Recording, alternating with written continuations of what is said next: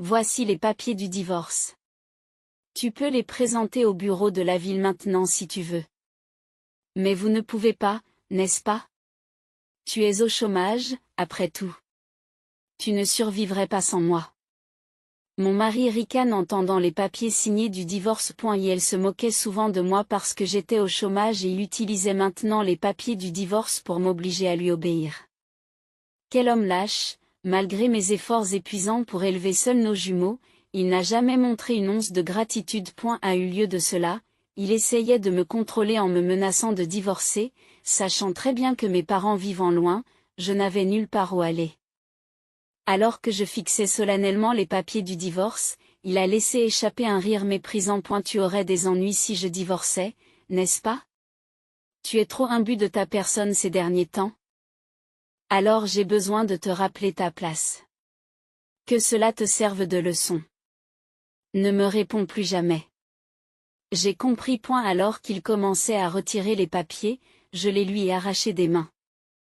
Puis, avec un sourire éclatant, j'ai déclaré, merci. Je vais aller les déposer tout de suite. Le laissant abasourdi, j'ai pris les jumeaux et j'ai quitté la maison. En me dirigeant vers le bureau de la ville, je me suis dit, voilà ce que tu gagnes à me sous-estimer. Je m'appelle Fiona et j'ai 32 ans. Ayant toujours aimé les enfants, j'ai fréquenté une école professionnelle de garde d'enfants après le lycée et j'ai obtenu ma licence de garde d'enfants. Après avoir obtenu mon diplôme, j'ai commencé à travailler dans une garderie et j'ai trouvé ce travail très gratifiant. Malgré les nombreux défis à relever, le métier de puéricultrice m'a semblé être ma véritable vocation. Aujourd'hui, avec plus de 10 ans d'expérience, je suis considérée comme une vétérane sur mon lieu de travail. Mes collègues comptaient sur moi et les parents me faisaient confiance. Alors que tout semblait parfait, j'avais une inquiétude. J'avais rarement l'occasion de rencontrer des partenaires potentiels. Alors que mes amis se mariaient les uns après les autres, et que beaucoup avaient déjà des enfants, je n'avais pas eu de relation sérieuse depuis que j'avais commencé à travailler. Cela ne me dérangeait guère auparavant, car j'aimais mon travail, mais en voyant tout le monde se marier autour de moi, je me suis demandé si j'étais sur la bonne voie. Alors que je commençais à m'inquiéter, j'ai reçu un appel d'Othélia, une amie de lycée. Othélia était une femme de carrière qui travaillait dans une société commerciale et l'une de mes amies les plus admirées, dotée à la fois de beauté et d'intelligence. Fiona, ça fait longtemps. Comment vas-tu? Tu as appris que Serena allait se marier? J'ai reçu la réponse au mariage. Tu y vas? Serena était notre camarade de classe au lycée. Oui, bien sûr que j'y vais. Tout le monde trouve le bonheur. Je suis un peu envieux. J'ai accidentellement laissé échapper mon vrai sentiment. Othélia demanda curieusement, oh, tu es donc intéressée par le mariage? Je pensais que tu te concentrais uniquement sur ta carrière, car je ne t'ai jamais entendu parler de petite amie. Bien sûr que je veux me marier. Je veux aussi avoir mes propres enfants. Mais je n'ai pas l'occasion de rencontrer quelqu'un. Quand était mon dernier petit ami? Je ne m'en souviens même plus, dis-je dépité. Othélia a semblé réfléchir un moment au téléphone. Après un bref silence, elle s'est soudain exclamée, pourquoi ne viendriez-vous pas à un dîner ou à une soirée organisée? Je réunirai quelques hommes et femmes célibataires, et nous pourrons tous nous amuser à boire ensemble. Je cherche aussi un petit ami. Je cherche aussi un petit ami. Je vous remercie. Mais tu es sûr que c'est d'accord?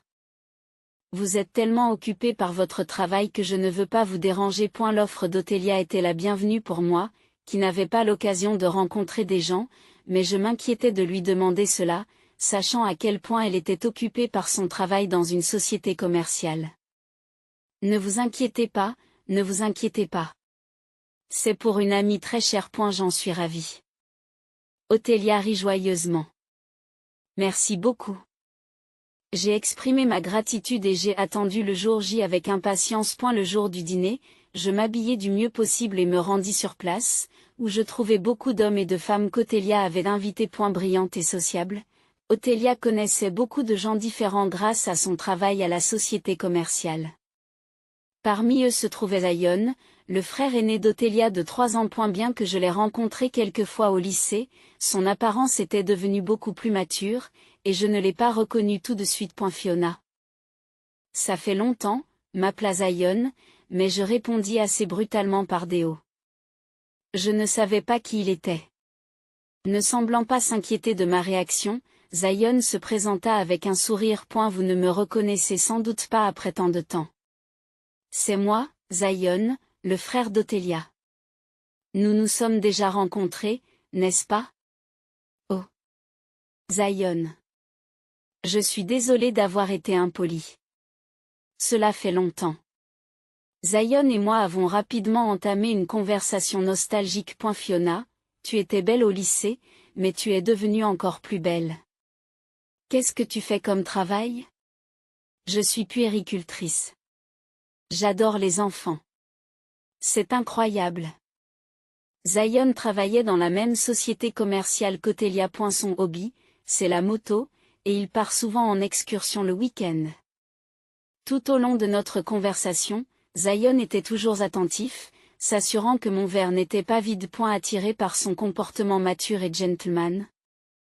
J'ai demandé ses coordonnées et lui ai envoyé un message juste après la fête. Après plusieurs rendez-vous, nous avons commencé à sortir ensemble. Othélia était ravie que Zion et moi soyons ensemble. Comme nos lieux de travail étaient proches, Zion et moi avons emménagé ensemble peu de temps après, et peu de temps après, j'ai découvert que j'étais enceinte. Quoi? Enceinte.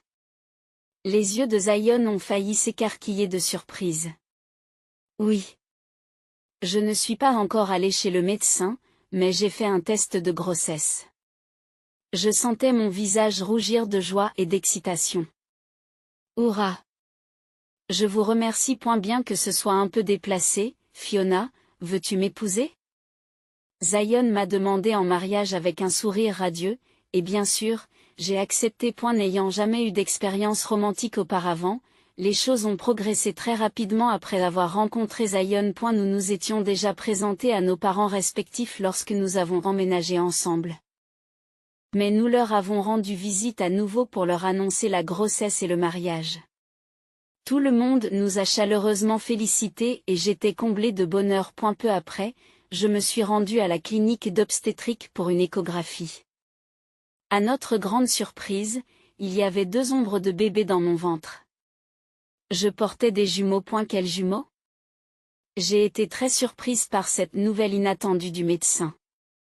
J'avais naturellement supposé que je ne portais qu'un seul bébé, et des inquiétudes concernant notre vie future m'ont traversé l'esprit. Cependant, mon cœur était rempli d'une joie encore plus grande et j'avais hâte de rencontrer les 2 bébés. Bien sûr, il n'était pas question de mener la grossesse à terme. Ce soir-là, lorsque Zion est rentré du travail, je lui ai immédiatement parlé des jumeaux. Qu'est-ce que c'est? Des jumeaux. Oh, est-ce que ça va aller? L'argent et les efforts seront doublés, n'est-ce pas? J'ai entendu dire qu'élever des jumeaux était vraiment difficile. Zion est choqué et a l'air inquiet. C'est vrai, mais la joie sera double aussi, n'est-ce pas? Je suis heureuse de porter des jumeaux. À mes mots, Zion acquiesce, je suppose que c'est vrai. D'accord, si tu veux les avoir, c'est très bien. Oui. Bien sûr que je veux les avoir. Les mots de Sion, si tu veux les avoir, n'étaient pas ce que j'avais espéré entendre. J'aurais voulu qu'il soit heureux de l'arrivée des jumeaux, mais j'ai essayé de ne pas trop me préoccuper de sa réaction, comprenant son anxiété. Une fois qu'il serait né, son anxiété disparaîtrait sûrement face à leur beauté. J'ai continué à m'occuper des enfants jusqu'à ce que mon ventre grossisse sensiblement, puis j'ai démissionné. Ce travail avait été ma vocation? Mais j'avais décidé au fond de moi que je reprendrais mon travail de puéricultrice une fois que les enfants seraient plus grands. Le temps a passé et j'ai donné naissance à des jumeaux en bonne santé, un garçon et une fille. Zion a pleuré de joie et m'a dit « Merci. Tu t'es bien débrouillé. » En voyant Zion tenir affectueusement les jumeaux à tour de rôle, je me suis sentie profondément soulagée. Bien que sa réaction à l'annonce des jumeaux ait été mitigée, il semblait que le fait de les voir en personne lui apportait plus de joie que d'anxiété. Pendant mon séjour à l'hôpital, Elliot est venu me rendre visite. Voici donc ma nièce et mon neveu. C'est adorable, a-t-elle dit les larmes aux yeux, elle qui adore les enfants comme moi. Zion est également venue fréquemment, et je n'ai ressenti que de l'espoir pour notre vie future. Nous allions sûrement vivre heureux dans une famille de 4 personnes.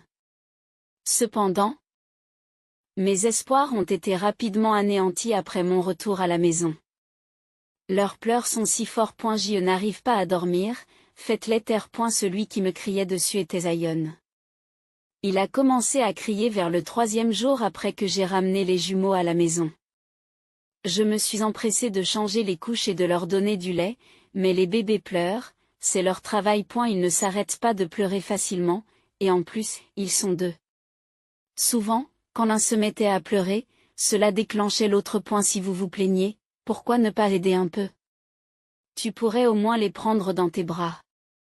Quoi? Pourquoi le ferais-je? En plus, c'est toi qui voulais des jumeaux, non? Je ne m'attendais pas à ce que les jumeaux pleurent si fort. Ça me rend folle. Contrairement à toi qui es au chômage, j'ai du travail demain. Et si le manque de sommeil affecte mon travail? Je suis une star dans mon service. Même quand j'ai demandé de l'aide à Zion, il n'a fait qu'insister sur sa propre position et n'a jamais aidé. Vous avez pleuré de joie à leur naissance. Pourquoi as-tu tant changé? Lorsque j'ai dit cela, Zion s'est moqué. J'étais émue quand ils sont nés. Je les ai trouvés mignons pendant l'hospitalisation. Mais une fois rentrés à la maison, ils sont si bruyants que je ne les trouve plus mignons. Peut-être que je les trouverai à nouveau mignons si tu les empêches de pleurer. Vous êtes leur mère. Tu ne peux pas au moins les empêcher de pleurer? Quoi? C'est terrible. Alors que je restais là, choquée par les paroles de Sion, les jumeaux pleuraient de plus en plus fort. Taisez-vous. Vous êtes des monstres. Comment pouvez-vous pleurer si fort? Je n'en peux plus. Je ne peux pas dormir dans cette maison. Je vais dormir à l'hôtel. En disant cela, Zion a mis dans un sac uniquement ses affaires nécessaires pendant que j'essayais désespérément de calmer les jumeaux. Puis, avec un à bientôt et bonne chance, il a quitté la maison. Ce n'est pas possible. J'ai été submergée par la déception face au comportement de Zion, et j'ai senti les ténèbres se refermer autour de moi. Jusqu'à ce que nous ramenions les jumeaux à la maison, Zion ne m'avait jamais crié dessus. Il avait été calme et courtois. Pourtant, à présent, il se permettait d'injurier et de crier. Était-ce la vraie nature de Zion? Entre tristesse et colère, j'ai versé des larmes en silence. Puis les jumeaux ont cessé de pleurer. C'était probablement une coïncidence, mais j'avais l'impression qu'ils s'inquiétaient de mes pleurs. Ce n'est pas le moment de pleurer. Je dois être forte pour ces enfants, me suis-je dit, résolue à rester forte. Après cela, Zion est rarement rentré à la maison. Prétextant que les pleurs des jumeaux étaient trop forts, il a commencé à aller à l'hôtel tous les soirs. Chaque jour, je recevais un message me disant qu'il ne rentrait pas à la maison aujourd'hui non plus. Ces jours à l'hôtel. Nos 2 parents vivant loin, je ne pouvais pas compter sur eux pour m'aider, et mes journées sans sommeil se sont poursuivies. Même si j'aimais les enfants et que j'avais travaillé comme puéricultrice pendant des années, m'occuper seule de jumeaux était extrêmement difficile. J'ai pensé à demander de l'aide à Elia, mais c'était une femme de carrière qui travaillait dur. J'hésitais à la contacter, sachant à quel point elle était occupée par son travail. Lorsque Zion rentrait de temps en temps à la maison, il se plaignait de la façon dont je faisais le ménage, ne montrait jamais d'affection pour les jumeaux et ne parlait que de nous en mal. Après plusieurs mois de cette situation, j'ai reçu un après-midi un message de Sion disant « Je rentre aujourd'hui. Il est évident que le dîner est prêt. Je suis d'humeur à manger chinois. » Lorsque Sion est rentré à la maison ce soir-là, il a commencé à crier dès qu'il est entré dans le salon. Et c'est quoi cette maison en désordre? C'est un vrai désastre. Tu n'es pas une femme au foyer? Tu peux faire le ménage comme il faut. S'il est vrai que je n'arrivais pas à ranger la maison tout en m'occupant constamment des jumeaux, je n'allais pas accepter cela de la part d'un homme qui nous avait abandonnés depuis des jours. S'occuper de ses précieux enfants est la priorité absolue, alors on ne peut pas faire autrement si la chambre est un peu en désordre. Peut-être que s'il y avait un autre adulte pour nous aider, nous pourrions aussi nous occuper des tâches ménagères. Lorsque j'ai répondu de manière sarcastique, Zion a fait claquer sa langue. Dépêche-toi de préparer le dîner. Je suis fatiguée du travail et j'ai faim. Lave-toi d'abord les mains, dis-je calmement, et Sion se dirigea vers l'évier à grands pas pendant que Zion se lavait les mains. J'ai disposé sur la table les plats d'accompagnement que j'avais achetés au supermarché. Les jumeaux avaient été de mauvaise humeur aujourd'hui, et je n'avais tout simplement pas eu le temps de cuisiner correctement. Je savais que Sion se plaindrait, mais je n'avais pas d'autre choix que d'acheter des plats préparés puisque je n'avais pas le temps de cuisiner. Lorsque Sion est revenu de son lavage de mains et qu'il a vu la table, il s'est mis en colère, comme on pouvait s'y attendre. Qu'est-ce que c'est que ça? De la nourriture achetée en magasin. Pourquoi n'est-ce pas fait maison? C'est ridicule. Je n'ai pas dit que je voulais de la nourriture chinoise? Arrête de crier surtout. Je n'ai pas eu le temps de cuisiner aujourd'hui. Et il n'y avait pas de nourriture chinoise au rayon charcuterie du supermarché. À mes paroles, Zion a répondu d'un ton moqueur. Comment ça, tu n'as pas le temps? Ne fais pas semblant d'être occupé quand tu es au chômage. Ma mère a toujours préparé de délicieux repas maison pendant qu'elle élevait ses enfants. Ne cherche pas d'excuses. Votre mère est merveilleuse, mais elle n'a pas élevé des jumeaux. Et si ma belle-mère était efficace et avait toujours été gentille avec moi, et si j'aimais bien mes deux beaux-parents, mon beau-père était tout aussi gentil, et je le voyais souvent aider sa femme à faire le ménage lorsque nous lui rendions visite, de sorte qu'ils avaient probablement toujours partagé les tâches ménagères et la garde des enfants. J'en voulais à Sion de me comparer à sa mère alors que nos situations étaient complètement différentes. Si tu me compares à ta mère, alors tu devrais agir comme ton père. Ne réponds pas, tu es un échec en tant qu'épouse et en tant que mère. Ne dis pas de telles choses. Tu devrais rentrer à la maison tous les jours et m'aider à faire le ménage et à élever les enfants. Si tu m'aidais, je pourrais garder la maison plus propre et préparer les repas. Ne te plains pas quand tu ne fais rien. J'ai désespérément fait appel à Sion. Je ne peux pas parce que j'ai du travail. Les tâches ménagères et l'éducation des enfants sont des tâches féminines, n'est-ce pas? D'ailleurs, toi, le chômeur pique-assiette, tu ne peux vivre que grâce à moi. Tu ne peux pas survivre sans moi, et pourtant tu te comportes de façon si hautaine. Après avoir dit cela, Sion a souri méchamment, comme s'il avait pensé à quelque chose. Il se rendit dans la chambre et ne revint pas avant un moment. Me demandant ce qu'il faisait, j'ai jeté un coup d'œil dans la chambre et je l'ai trouvé en train de fouiller dans les étagères. Je l'ai trouvé, dit-il, en émergeant avec un morceau de papier. Il me l'a tendu avec un sourire en coin. Ce sont des papiers de divorce, marmonnai-je en regardant le papier. Il s'agissait en effet de papiers de divorce? Avec la section de Zion déjà remplie. Essaie de les soumettre si tu peux, dit Zion en riant, continuant à me tendre les papiers. Eh bien, tu ne peux pas, n'est-ce pas? Toi, le pique-assiette au chômage, tu ne survivrais pas sans moi. Que cela te serve de leçon, ne me réponds plus jamais. J'ai compris. Alors qu'il commençait à retirer les papiers, je les lui ai arrachés. Puis, avec un sourire radieux, j'ai déclaré, merci. Je vais aller les déposer tout de suite. 1. Pendant que Sion restait bouche bée, j'ai rempli ma partie des papiers. Puis j'ai pris les jumeaux et j'ai quitté la maison. Zion semblait incapable de comprendre la situation, me fixant d'un regard vide. Comme je l'avais déclaré, je me suis rendu au bureau de la ville et j'ai déposé les papiers du divorce. C'est ainsi que mon mariage avec Sion a été dissous. Après avoir quitté le bureau municipal, j'ai appelé quelqu'un. Bonjour. Fiona, qu'est-ce qui ne va pas? Il s'est passé quelque chose? La voix inquiète d'Othélia a retenti dans le téléphone. J'avais appelé Othélia. Oui, c'est vrai.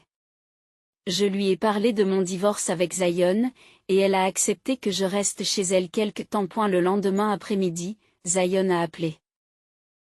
Où es-tu? Pourquoi n'es-tu pas rentré à la maison? Tu es au chômage et tu n'as pas d'argent, alors tu n'as nulle part où aller. J'en avais assez que Zion crie dès qu'il commençait à parler. Arrête de crier. Tu ne peux pas parler d'une voix normale? Et bien sûr, je ne rentre pas à la maison. Nous sommes divorcés, tu te souviens? Mais je vais devoir revenir quelquefois pour trier mes affaires. Qu'est-ce qu'il y a? Le divorce, tu as vraiment soumis ces papiers? Tu ne peux pas survivre sans moi. Qu'est-ce qui te prend? Idiot de chômeur, tu es vraiment stupide. Comment comptes-tu vivre à partir de maintenant? Il y a une limite à l'insouciance. Même à ce stade, si on me regardait toujours de haut, alors j'ai décidé de révéler la vérité. En fait, je travaille à domicile comme rédactrice indépendante spécialisée dans les questions de garde d'enfants. Quoi? Rédactrice? La voix de Zion semblait stupéfaite. Oui. Le fait d'être mère de jumeaux m'a permis d'attirer l'attention, et heureusement, je gagne suffisamment pour subvenir à mes besoins. En réalité, lorsque j'ai démissionné de mon emploi de puéricultrice, j'ai commencé à travailler en tant qu'écrivain pour partager des informations utiles sur la puériculture. Grâce à mon expérience en tant que puéricultrice et à ma grossesse gémellaire, j'ai pu partager de nombreuses expériences qui ont attiré les lecteurs dès le début. Après l'accouchement, j'ai écrit en toute franchise sur l'éducation des jumeaux, ce qui a touché de nombreuses personnes. J'étais également douée pour dessiner des illustrations, de sorte que le fait de les joindre à mes écrits a suscité encore plus d'intérêt. Par conséquent, j'ai eu la chance de pouvoir gagner un revenu stable. Quand avez-vous commencé à faire cela? Zion a été choqué par la vérité que j'ai révélée. Je ne savais pas que j'avais des talents d'écrivain lorsque je travaillais comme assistante maternelle, mais on ne sait jamais à quoi on est doué tant qu'on n'a pas essayé. J'aime beaucoup écrire et dessiner. Le travail d'écriture est devenu un bon exutoire pour moi tout en élevant les enfants. Bien que les jumeaux ne dorment pas encore très souvent à la même heure, je peux travailler de manière assez efficace, même dans de courtes périodes, lorsque je me concentre. Vous n'étiez donc pas au chômage? Alors vous allez vraiment divorcer? Le faire? Je l'ai déjà fait. J'ai déposé les papiers du divorce hier, tu te souviens? Tu ne m'as pas entendu le dire tout à l'heure? Est-ce que tu m'écoutes au moins? Lorsque j'ai répondu par l'exaspération. Sion a haussé le ton. C'est ridicule. Je n'ai jamais accepté de divorcer. Tu as déposé les papiers unilatéralement. C'est injuste. De quoi parlez-vous? Vous avez clairement signé les papiers du divorce. C'est un peu exagéré de dire que tu n'étais pas d'accord pour divorcer quand tu les as signés. C'était juste une menace. Parce que tu étais trop imbu de toi-même. Je n'ai jamais pensé que tu les soumettrais. Va au bureau de la ville tout de suite et dis-leur que c'était une erreur. Pendant que Sion fulminait, j'ai soupiré et j'ai dit froidement, tu ne voulais donc pas divorcer à ce point? Je n'en savais rien. Je pensais que tu voulais te remarier avec ta maîtresse. Semblant réagir à mes paroles, le souffle de Zion s'est coupé au téléphone. Il s'est tu. Oh, pourquoi ce silence? Où est passée toute cette énergie de tout à l'heure? De quoi parles-tu? Moi, d'avoir une liaison? Je n'ai aucune idée de ce dont tu parles. Tandis que Sion essayait de faire l'innocent. J'ai continué. Tu crois que je ne sais rien? Il est inutile de le nier. J'ai des preuves solides de ta liaison, y compris de multiples photos de toi entrant et sortant des hôtels bras dessus bras dessous avec une jeune et jolie fille. Espèce de bon à rien. J'avais l'intention de rester calme, mais mes émotions ont pris le dessus au fur et à mesure que je parlais. Comment pouvez-vous avoir de telles choses? Et pourquoi me traiter de bon à rien? Tu crois que tu peux dire des choses pareilles? Retire ce que tu as dit. C'est la vérité. Es-tu surpris d'apprendre que tu ne vaux rien? Je suis choqué. Un homme qui n'aide pas à faire le ménage ou à s'occuper des enfants, qui crie constamment, qui ne rentre pas à la maison et qui trompe, comment cela peut-il ne pas être sans valeur? Expliquez-moi, s'il vous plaît. C'est alors Cottelia, qui était à côté de moi. C'est adressé à Sion. J'avais gardé le téléphone sur haut-parleur pendant tout ce temps. Sion. C'est moi. Qu'est-ce qu'il y a? Othélia. Qu'est-ce que Fiona fait chez toi? Et, Othélia. Dis à Fiona de rentrer. Fiona ne reviendra pas chez vous. Vous êtes juste des étrangers maintenant que vous êtes divorcés.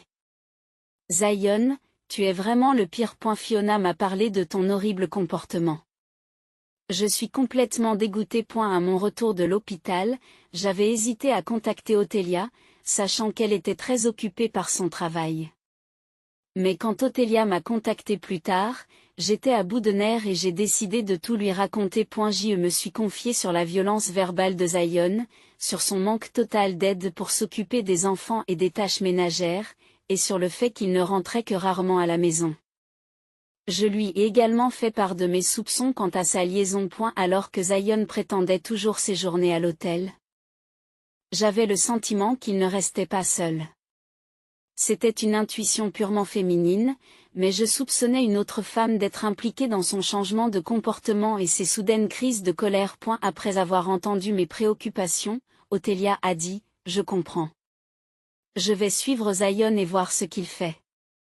Comme nous travaillons dans la même entreprise, il sera facile de connaître son emploi du temps. Je me suis sentie coupable de lui en demander autant, mais Othélia a insisté, laissez-moi faire. C'est ainsi qu'Othélia a pris des photos de Zion entrant dans des hôtels avec une nouvelle employée de leur société. Othélia voulait confronter Zion immédiatement, mais je lui ai demandé d'attendre que je sois prête à aborder la question du divorce. À un moment où je me demandais quand aborder le sujet, Zion m'a présenté les papiers signés du divorce, et j'ai donc décidé de divorcer. Othélia, comment as-tu pu me suivre? Quel genre de sœur es-tu pour essayer de me discréditer? Zion hurlait de rage. Quel genre de frère es-tu? Je n'aurais jamais pensé que tu serais une personne aussi horrible. Je regrette de t'avoir présenté à Fiona. Mais Fiona m'a dit qu'elle ne regrettait pas de t'avoir épousé parce qu'elle avait rencontré les jumeaux grâce à toi. Ces paroles m'ont vraiment aidé à me sentir mieux. Ce que j'ai dit à Othélia était vrai.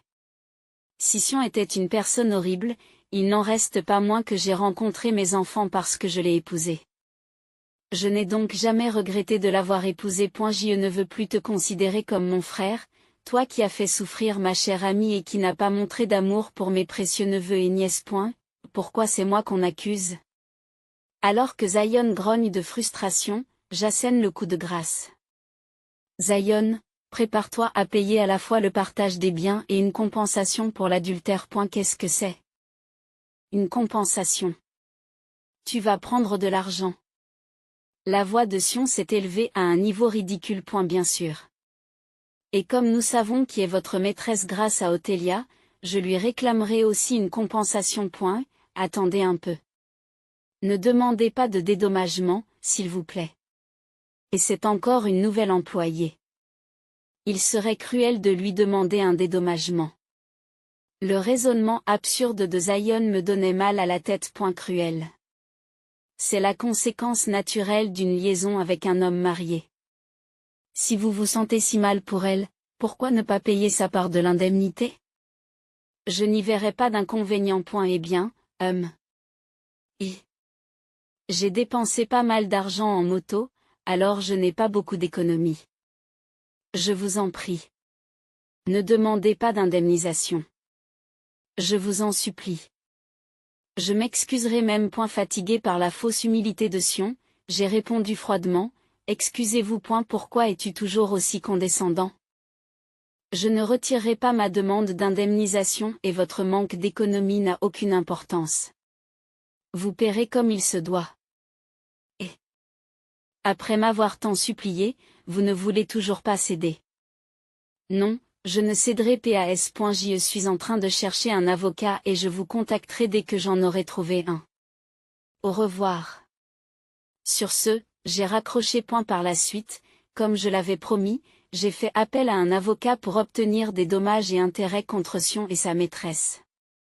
La maîtresse a payé immédiatement la somme demandée, puis a rompu avec Zion, quitté son emploi et est retournée dans sa ville natale. Apparemment, ses parents avaient payé la compensation pour elle.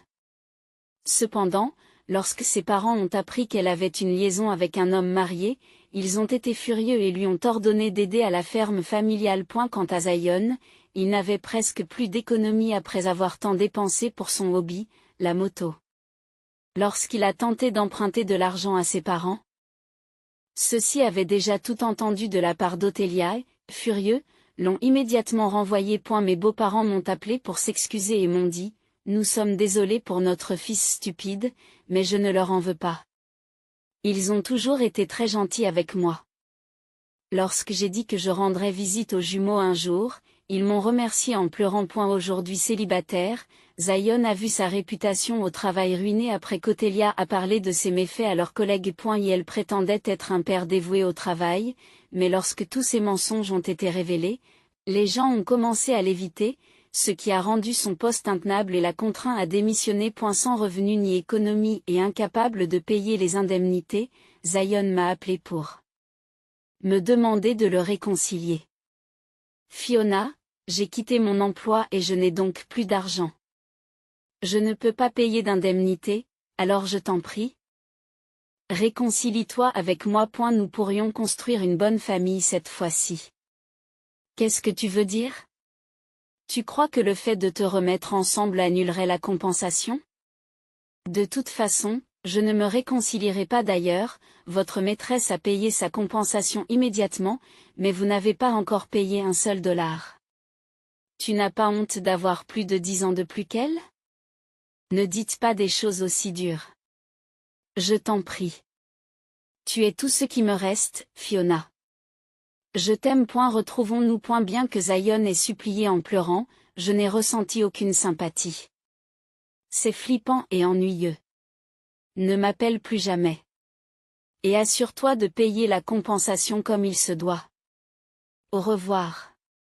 J'ai raccroché et bloqué son numéro. Plus tard, Othélia m'a dit que Zion était retourné chez ses parents et qu'il avait réussi à y entrer après avoir supplié à genoux. Et elle s'est arrangée pour vivre dans le dortoir d'une usine où travaillait une connaissance de son père et apparemment, il travaille dur chaque jour pour payer l'indemnité. Quant à moi, après avoir séjourné chez Othélia pendant un certain temps, j'ai décidé de retourner chez mes parents. Mes parents nous ont accueillis chaleureusement et adorent les jumeaux. J'y trouve de la joie à partager du temps avec mes adorables enfants avec mes parents, et mon travail d'écrivain de puériculture se passe bien. Lorsque les jumeaux seront plus grands, j'espère reprendre mon travail d'assistante maternelle.